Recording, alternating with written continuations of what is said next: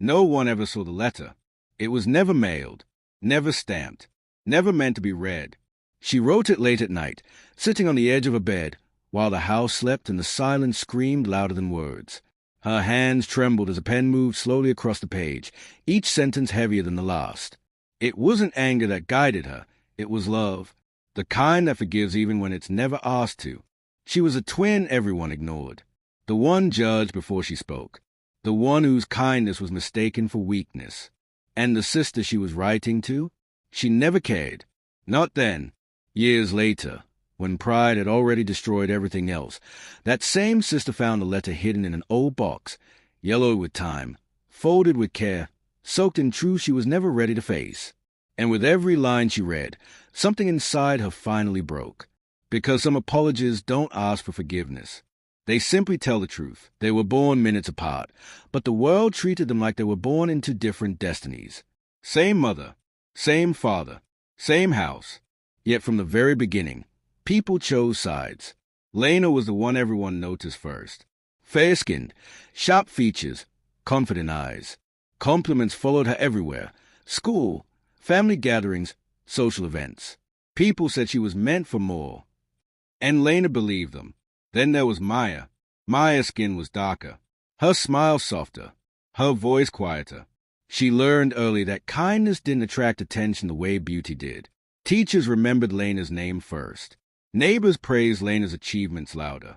Even strangers assumed Maya was less capable before she ever spoke. But Maya never complained. She held doors open. She shared her lunch. She helped classmates who mocked her behind her back. She believed, naively, that goodness always found its way back. At home, Lena ruled with words sharper than knives. Don't touch my stuff. Why are you always so embarrassing? People stare because of you, you know. Their parents were tired, overworked, unaware of how deep the wounds ran. They brushed it off as sibling rivalry. She doesn't mean it. That's just how Lena talks. But Maya felt every word. High school made the gap wider. Lena thrived on attention, popular friends, parties, validation. Maya stayed invisible, choosing the library over noise, letters over conversations. Writing was the only place she felt heard. She wrote about pain, about forgiveness, about loving someone who never loved you back. And she wrote letters she never sent. The night everything changed was quiet. Lena had exploded over something small, a borrowed sweater, a missed compliment, a bad day. Her words spilled carelessly, cruel and final. I wish we weren't twins, Lena snapped. I wish I didn't have to be associated with you. Maya didn't argue. She simply went to her room, closed the door, and sat in the dark. That was the night she wrote the letter. Not to accuse, not to shame, but to apologize for things that weren't even her fault. She apologized for existing too quietly, for not being enough, for loving too deeply. When she finished, she folded the letter carefully and placed it in a small wooden box under her bed. She never planned to send it. Life moved on, as it always does. College separated them. Distance amplified who they already were. Maya chose a modest path, community work, writing, service. Lena chased success relentlessly, stepping on kindness when it slowed her down. Years passed, and then, without warning, Maya was gone. No dramatic goodbye, no final conversation, just absence. The house felt emptier, quieter, and the box under the bed stayed untouched. Lena returned to the old house years later, not out of nostalgia, but necessity. Their parents were downsizing. Old things needed sorting. Memories packed into boxes. Lena moved through the rooms with impatience, tossing object aside, uninterested in the past, until she entered Maya's room. It looked frozen in time. The same faded curtains, the same bookshelf, the same stillness that once annoyed her. Lena scoffed. Always so plain, she muttered. While clearing under the bed, her hand brushed against something solid, a small wooden box. Inside were notebooks, pages filled with Maya's handwriting, poems, thoughts, letters, and one envelope on top, her name written across it. Lena's breath caught. She hesitated, but curiosity won.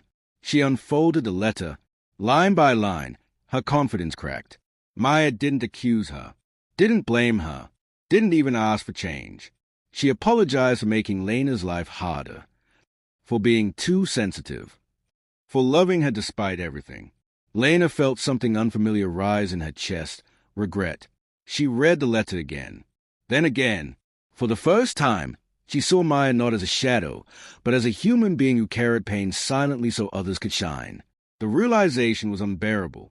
All the moments she could have chosen kindness. All the words she never took back. All the love she rejected. And now, it was too late.